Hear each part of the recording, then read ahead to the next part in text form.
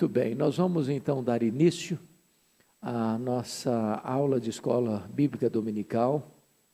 Nós estamos aqui com o auditório vazio, porque os nossos irmãos estão dentro de casa, por orientação das nossas autoridades aqui do Estado de São Paulo e do Ministério da Saúde.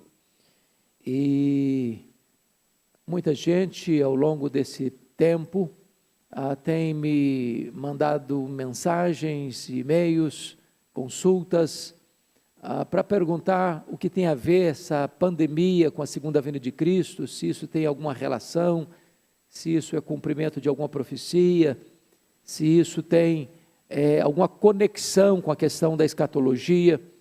E eu hoje gostaria de, então, ler um texto com você que trata desta questão da segunda vinda de Cristo, e é um momento, penso eu, muito oportuno para nós compreendermos esta gloriosa doutrina, essa gloriosa verdade da segunda vinda de Cristo, que é a acrópole da esperança cristã, que é o pináculo da nossa teologia, que é a consumação de todas as coisas. Então, você que está aí na sua casa, abra sua Bíblia comigo na segunda carta do apóstolo Pedro, capítulo 3.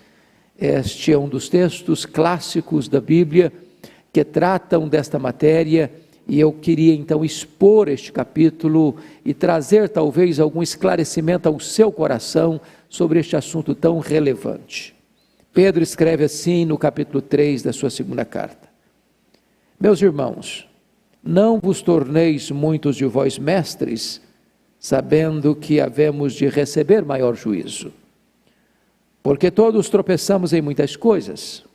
Desculpa, eu estou lendo o texto de Tiago, vou retornar lá para Pedro, desculpa. 2 de Pedro 3. Amados, esta é agora a segunda epístola que vos escrevo.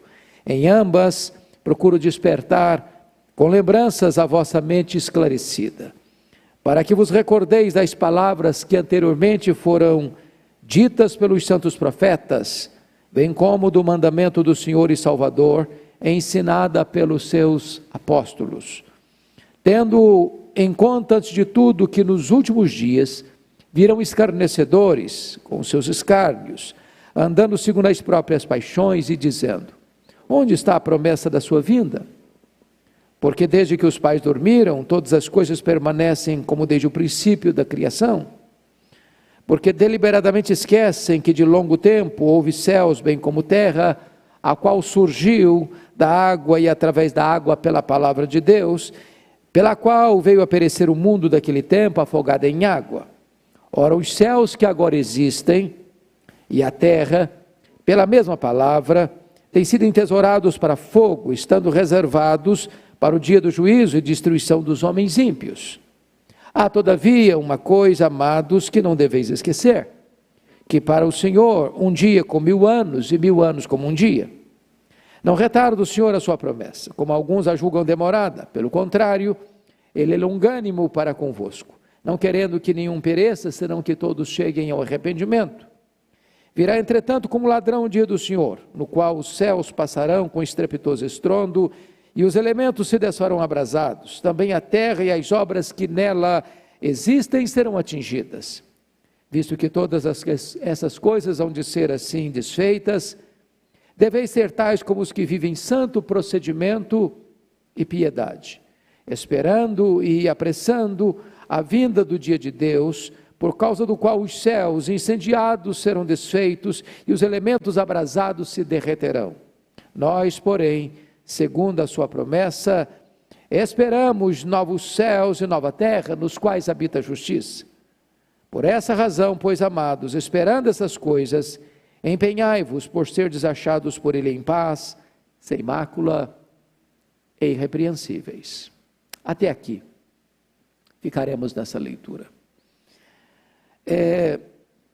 Como disse no início, esse é um momento de perplexidade, de muitos medos, de muitas perguntas, talvez de poucas respostas, onde muitas pessoas estão tentando encontrar alguma conexão desta pandemia com a segunda vinda de Cristo, buscando saber se este é um fato específico, de um sinal específico da segunda vinda de Cristo, se esse fato de uma crise mundial não propiciaria a chegada do anticristo, um líder mundial para oferecer solução para os problemas do mundo. Há muitas perguntas, há muitos questionamentos, há muitas questões que estão sendo levantadas nessa conjuntura, e eu gostaria então de tratar com você deste assunto hoje, a segunda vinda de Cristo.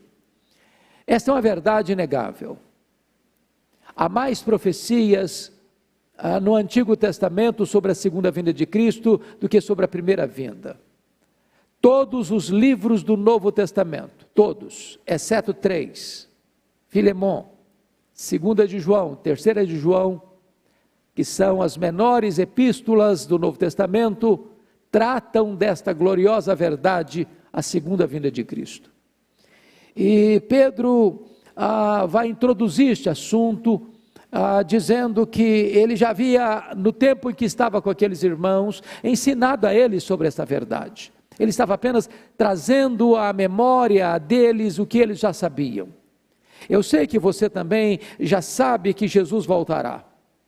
Eu sei que você sabe que esta é a grande esperança da Igreja de Cristo. Tenho plena convicção de que você nutre na alma esta esperança bendita e você ora, Maranata, ora vem Senhor Jesus. Eu tenho convicção de que você compreende que a volta do Senhor Jesus Cristo mostrará a consumação da história, a vitória retumbante de Cristo e da sua igreja sobre os seus inimigos, quando Jesus virá para colocar debaixo dos seus pés todos os seus inimigos. Eu sei que também você sabe que Jesus voltará pessoalmente, que Ele voltará visivelmente, que Ele voltará audivelmente, que Ele voltará repentinamente, que Ele voltará inesperadamente, que Ele voltará inescapavelmente, que Ele voltará gloriosa e vitoriosamente. Pois bem, Pedro começa a tratar do assunto para defender uma doutrina que estava sendo atacada no seu tempo, que era o surgimento de falsos mestres, falsos profetas, e esses falsos profetas estavam colocando em xeque a integridade das Escrituras, a fidelidade das Escrituras, a inerrância das Escrituras. E note comigo o versículo 2: para que vos recordeis das palavras que anteriormente foram ditas pelos santos profetas, bem como do mandamento do Senhor e Salvador, ensinado pelos vossos apóstolos. O assunto que ele está tratando aqui é a segunda vinda de Cristo, e o que Pedro está dizendo é que a segunda vinda de Cristo não é um assunto novo, não é ele que está criando esse tema, não é ele que está inventando essa mensagem. Esta mensagem da volta de Jesus está ancorada no Velho Testamento, quando os profetas trataram disso. Esta mesma verdade foi proclamada com total e diáfana clareza pelo próprio Senhor Jesus Cristo no seu sermão profético. Esta mesma doutrina está sendo exposta pelos apóstolos. O que Pedro então está dizendo é que os apóstolos pregam o que Jesus pregou, e Jesus pregou o que os profetas pregaram. Em outras palavras, existe uma credibilidade inabalável nas Escrituras. O Velho Testamento não está em oposição ao Novo Testamento, e o Novo Testamento não exclui o Antigo Testamento. Ambos são a verdade de Deus revelada a nós, palavra inerrante, palavra infalível, palavra inspirada e suficiente. Por que Pedro está dizendo isso? Bom, Pedro está dizendo isso porque os falsos profetas, os falsos mestres vão se levantar exatamente para questionar a veracidade da Bíblia. E ao questionarem a veracidade da Bíblia, eles então atacarão esta gloriosa doutrina que é o apogeu da nossa esperança, que é a segunda vinda de Cristo.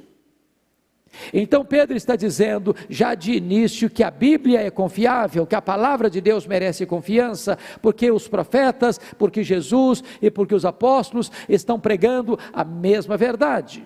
Não há contradição entre eles. Bom, mas notem comigo o versículo 3. Tendo em conta, antes de tudo, que nos últimos dias virão escarnecedores com seus escárnios, andando segundo as próprias paixões e dizendo: onde está a promessa da sua vinda? Note você que os falsos mestres, os falsos profetas, eles têm uma teologia errada. E porque têm uma teologia errada, eles têm uma ética errada. Porque eles têm uma teologia falsa, a ética deles também é completamente falsa. Porque eles não creem na verdade de Deus, a vida deles é uma vida de devassidão, e eles andam escarnecendo, e eles vivem de acordo com as suas próprias paixões. Preste bem atenção nisso. A teologia é mãe da ética. A doutrina determina a conduta. Se alguém não tem essa doutrina, esse alguém não vai ter uma vida certa, jamais será um padrão de piedade. O grande problema é que esses falsos mestres não tinham qualquer interesse na doutrina da segunda vinda de Cristo, porque se você diz que Jesus voltará, e Ele voltará, então significa que vai ter um juízo, que vai ter um acerto de contas, que vai ter uma prestação de contas, que você vai ter que comparecer perante o tribunal de Deus, que você vai ter que dar contas da sua vida a Deus. E quando o homem não quer mudar a sua conduta, não quer mudar a sua vida, ele procura mudar a teologia, para que essa teologia que ele mesmo fabricou se adeque ao estilo de vida errado que ele está vivendo. Mas qual era a grande pergunta dos falsos mestres com respeito a essa doutrina da segunda vinda de Cristo? Confira comigo o versículo 4. Onde está a promessa da sua vinda? O que eles estão questionando aqui é que Jesus não vai voltar. É que essa doutrina não é verdadeira, é que esta esperança cristã é vazia, é que essa expectativa que nós temos não passa de uma quimera, de uma utopia, de um sonho tresloucado, e que Jesus não voltará, e eles vão usar um argumento falso para tentar ancorar a sua falsa doutrina. Qual é o argumento que eles usam? Está aí, confira comigo no versículo 4, porque desde que os pais dormiram, todas as coisas permanecem como desde o princípio da criação. O que estão dizendo é o seguinte: nada mudou no mundo, desde que o mundo é mundo. Se nada mudou no mundo, desde que o mundo é mundo, nada vai mudar daqui para frente. Então você falar que Jesus voltará, que a história vai fechar suas cortinas, que vai ter um grande juízo final, que vai existir céu e inferno, bem-aventurança eterna e condenação eterna, isso não passa de uma doutrina para incomodar as pessoas, afligir as pessoas e atormentar as pessoas. Isso não vai acontecer, dizem os falsos mestres. Mas aquele argumento que eles estão usando é falso, e Pedro vai usar 3 argumentos para desmoronar e para destruir os falsos fundamentos desta falsa doutrina deles. O primeiro argumento de Pedro, você confere comigo, está no versículo 5, porque deliberadamente esquecem. Aqui eu chamo a sua atenção que o esquecimento dos falsos mestres não é por falta de memória, não é um problema de amnésia. O esquecimento deles é um problema moral. Eles se esquecem deliberadamente. Eles não querem tratar desse assunto, e eles querem contornar essa doutrina, e eles querem passar por cima dessa doutrina, e eles querem esconder essa doutrina debaixo do tapete, porque isso é conveniente para eles. Eles não querem ser confrontados com a verdade. Aliás, o ateísmo não é um problema intelectual, o ateísmo é um problema moral.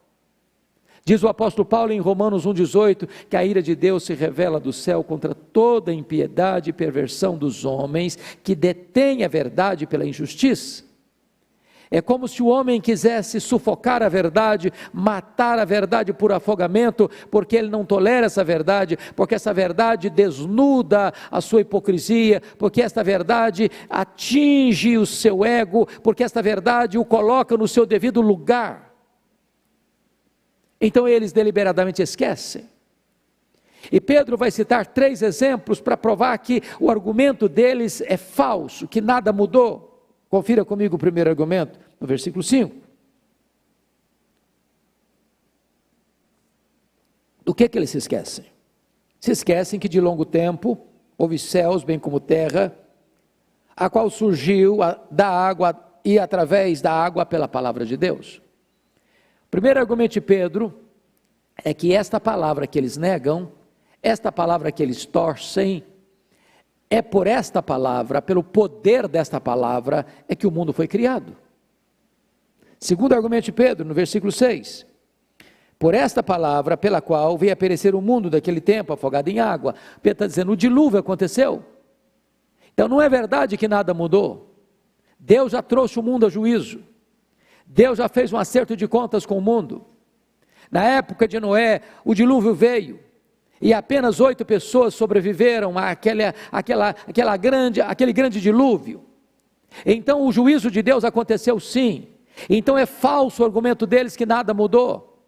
E Deus não só trouxe à existência o universo pelo poder da sua palavra, mas Deus também exerceu o seu juízo na história, no dilúvio, pelo poder da sua palavra. Terceiro argumento de Pedro, confira comigo, está no versículo 7. Ora, os céus que agora existem e a terra, pela mesma palavra, têm sido entesourados para fogo. Note você que Pedro vai dizer 3 coisas aqui. O mundo foi criado pela palavra, o juízo no dilúvio veio por meio da palavra, e o juízo final, quando Deus vai destruir este mundo que existe, os céus que agora existem e a terra, pela mesma palavra, têm sido entesourados para fogo. Pela palavra.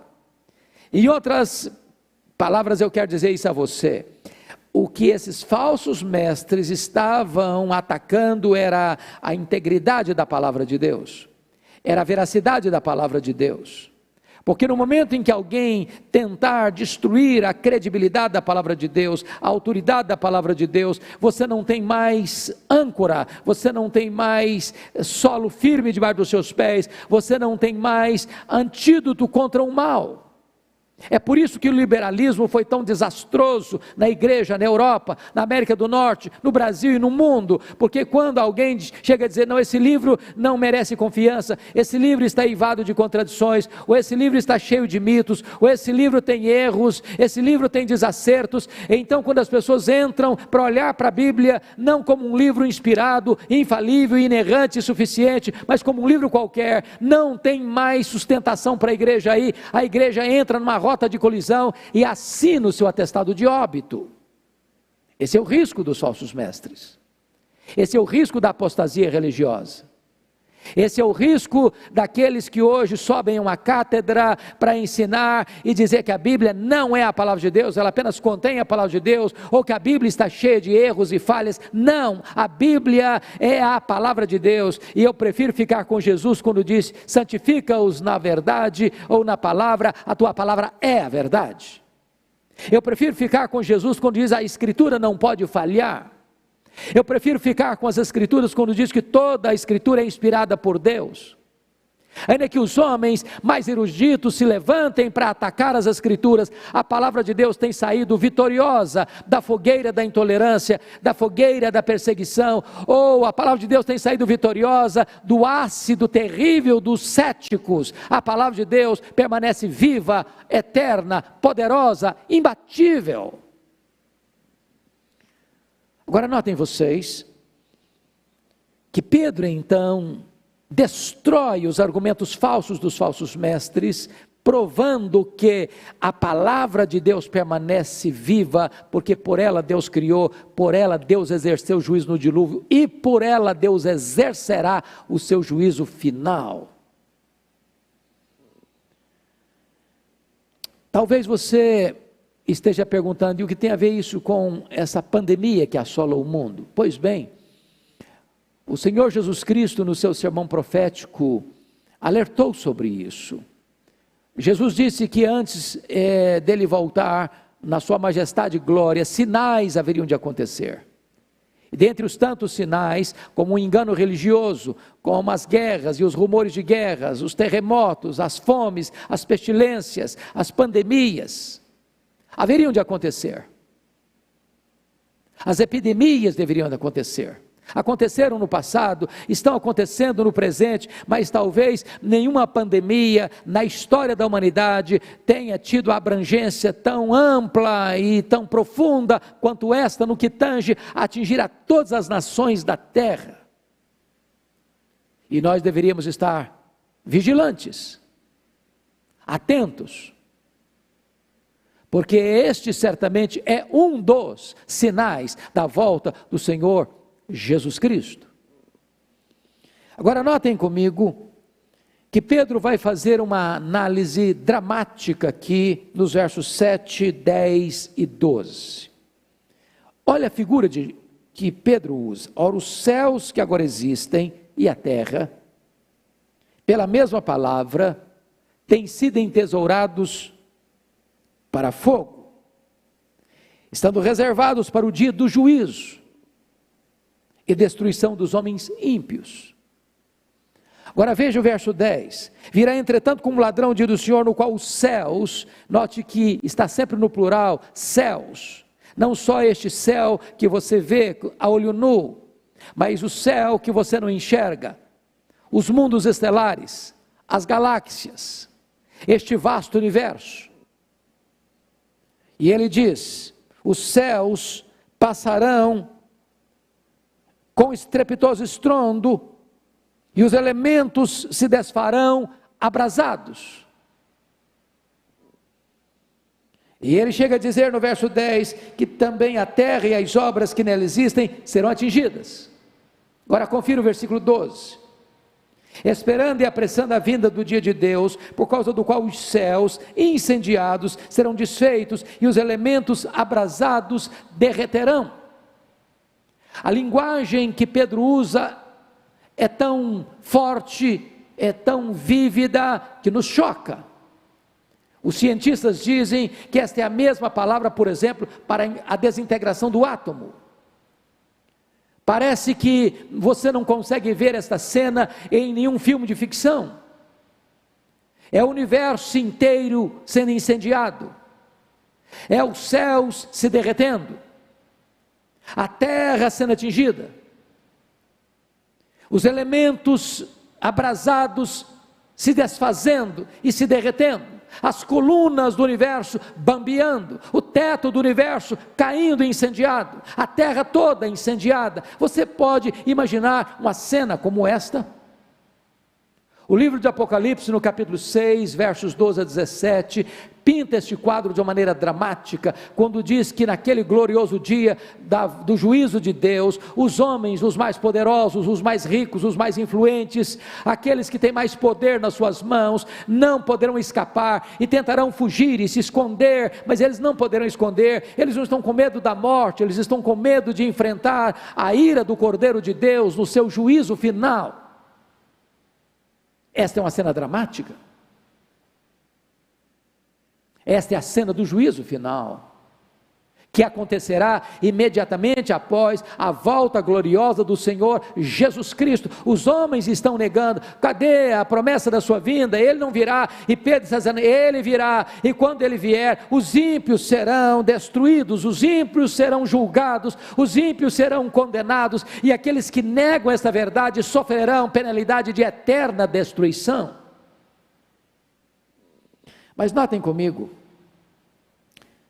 que o apóstolo Pedro vai levantar aqui uma questão que os falsos mestres estão tentando incutir na mente das pessoas: a dúvida, a incerteza. Cadê a promessa da sua vinda?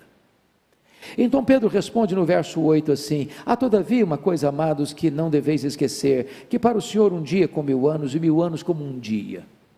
Talvez um dos grandes riscos que muitos cometeram ao longo da história e que outros cometem ainda hoje é tentar marcar a volta de Jesus, é tentar dizer, não, Jesus volta nessa geração, essa pandemia aí é um sinal claro de que o anticristo vai surgir para dar solução. Então tem muita gente aí apressadamente fazendo essas afirmações, fazendo essas declarações que podem cair no ridículo, e nós não podemos entrar por esse caminho.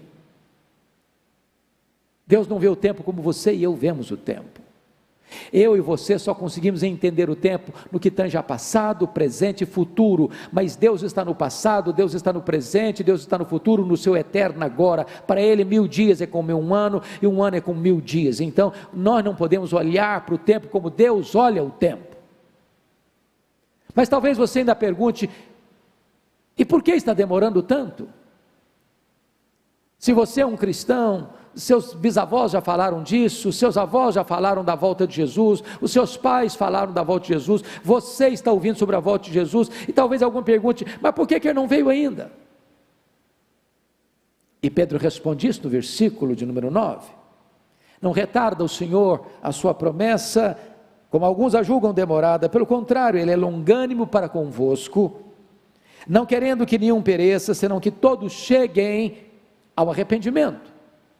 O que Pedro está dizendo é que Jesus está, na nossa perspectiva humana, demorando, porque Deus está lhe dando mais uma oportunidade, mais uma chance de você se arrepender dos seus pecados e se voltar para Ele e se reconciliar com Ele. É óbvio que esse texto também não está querendo dizer que então todos serão salvos, que o universalismo tem razão e que no final das contas vai dar tudo certo e ninguém vai perecer e ninguém vai ser condenado e todos estarão salvos. Claro que não é isso que Pedro está falando, até porque ele diz que Deus é longânimo para convosco.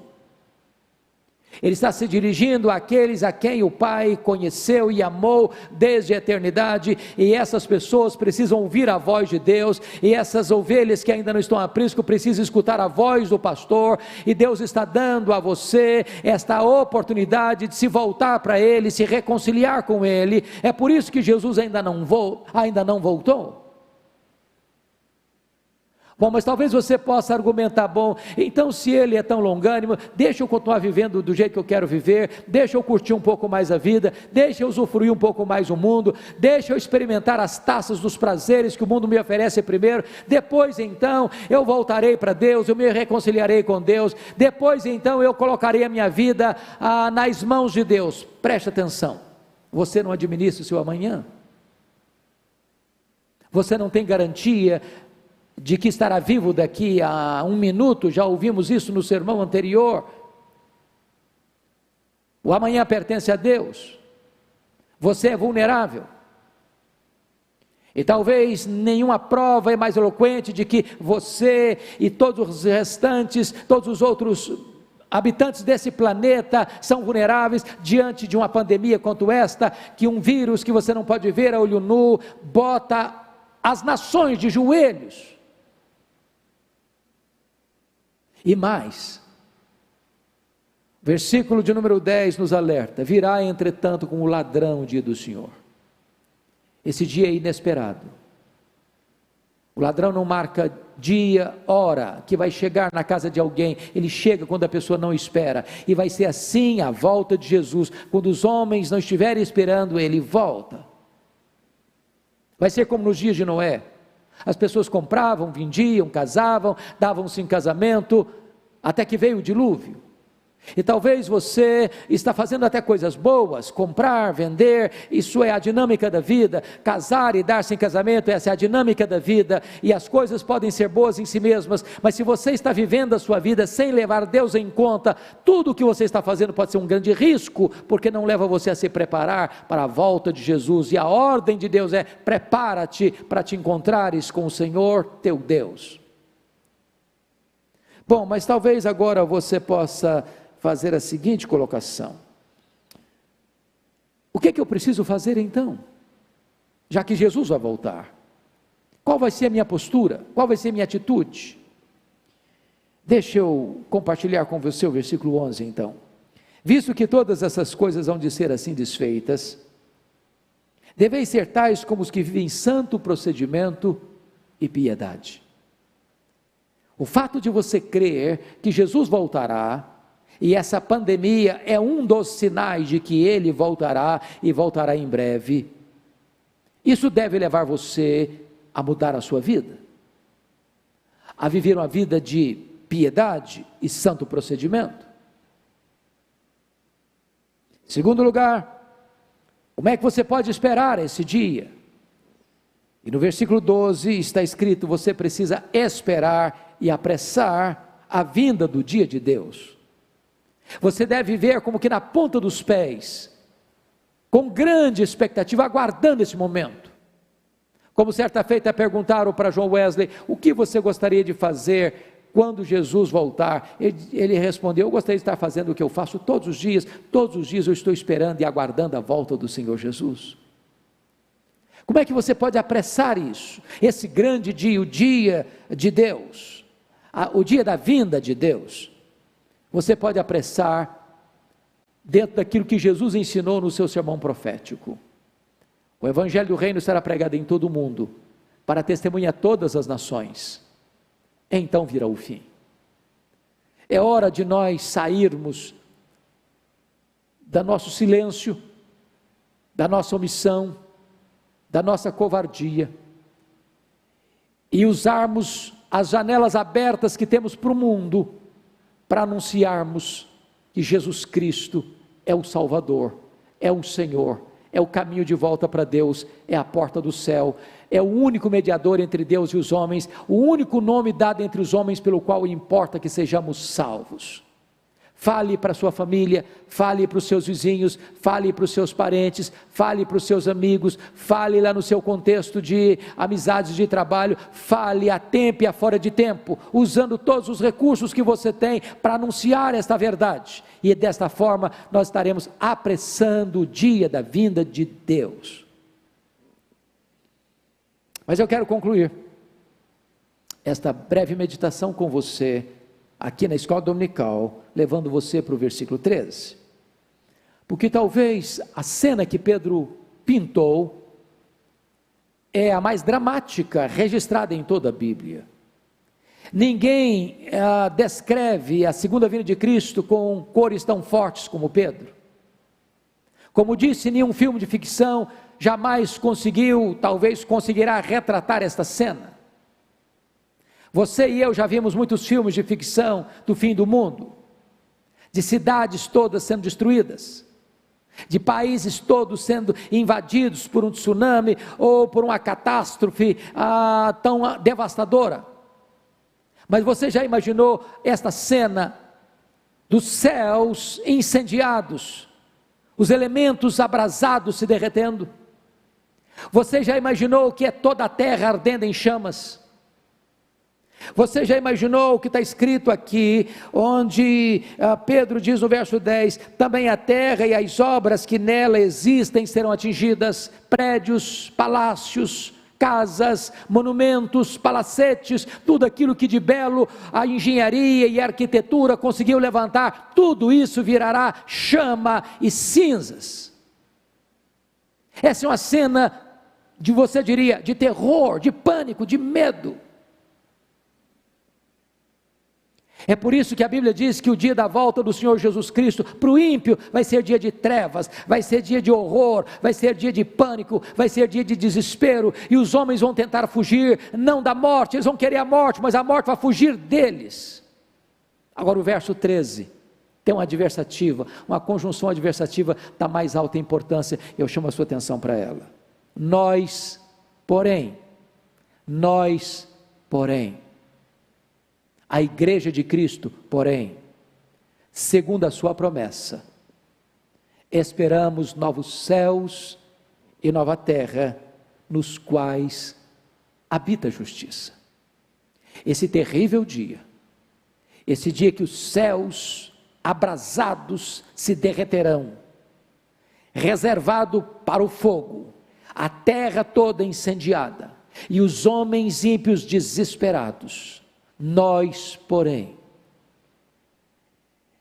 teremos o dia mais feliz da nossa história, o dia mais glorioso da nossa vida.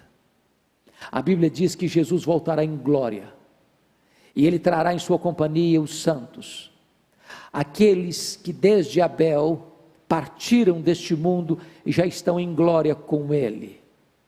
E diz a Escritura que Ele vem com grande glória e majestade e poder, e os mortos em Cristo ressuscitarão primeiro, e depois nós, os que ficarmos, seremos transformados e arrebatados para o encontro do Senhor Jesus nos ares, e assim nós estaremos para sempre com o Senhor. Então ouviremos da boca do nosso glorioso Redentor: vinde, benditos de meu Pai, entrai na posse do reino que vos está preparado desde a fundação do mundo, e então nós desfrutaremos de novos céus e nova terra nos quais habita justiça. Não haverá mais dor, não haverá mais lágrima, não haverá mais luto, não haverá mais morte, o pecado não entrará mais lá, e nós estaremos para sempre e sempre com Ele, glorificando a Ele, fruindo da presença dEle, vendo o nosso Salvador face a face, servindo a Ele, glorificando a Ele e reinando com Ele pelos séculos dos séculos dos séculos. Que glorioso dia aquele será. Nós temos uma viva esperança, nós temos uma herança eterna, imaculada e imarcessível nos céus, reservada para nós. Esta crise vai passar, esta pandemia vai passar, e nós precisamos, com olhar fito, aguardar a volta do Senhor Jesus Cristo. Ele vem, não sabemos o dia, não sabemos a hora, por isso Ele diz: vigiai. Que Deus ajude você, que Deus abençoe você, que Deus abençoe a sua família. Se você está afastado do Senhor, volte-se para Ele. Se você é apenas um crente nominal, ponha sua confiança nele. Se você foi criado no Evangelho, está longe de Deus, volte-se para Ele. Hoje é dia de salvação, hoje é dia de você ser reconciliado com Deus. Onde você está? Ore comigo. Deus amado, eu quero te agradecer pela esperança que temos no Evangelho, pela esperança que temos na Tua Palavra, pela esperança que temos em Jesus Cristo nosso Senhor. Ele, sendo Deus, se fez homem. Ele, sendo bendito, foi feito maldição por nós. Ele, sendo santo, foi feito pecado por nós. Ele, sendo justo, levou sobre si as nossas iniquidades e morreu pelos nossos pecados e ressuscitou para a nossa justificação.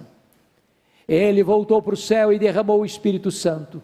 Ele está sentado no trono e Ele voltará. Bendito é o teu nome, porque Jesus voltará. E nós aguardamos esta hora, aguardamos esse dia, aguardamos este glorioso acontecimento, quando o Senhor Jesus virá em glória, e Ele então matará o anticristo com o sopro da sua boca. Nós louvamos o teu nome, porque o anticristo, o falso profeta, e os ímpios, e o dragão, e a morte serão lançados no lago do fogo, e o Senhor Jesus botará todos os seus inimigos debaixo dos seus pés, e Ele reinará para sempre, sempre com a sua igreja. Glória ao teu nome, por tão viva esperança. Abençoa o teu povo, consola o teu povo, anima o teu povo, encoraja o teu povo, é a nossa oração em nome de Jesus, amém.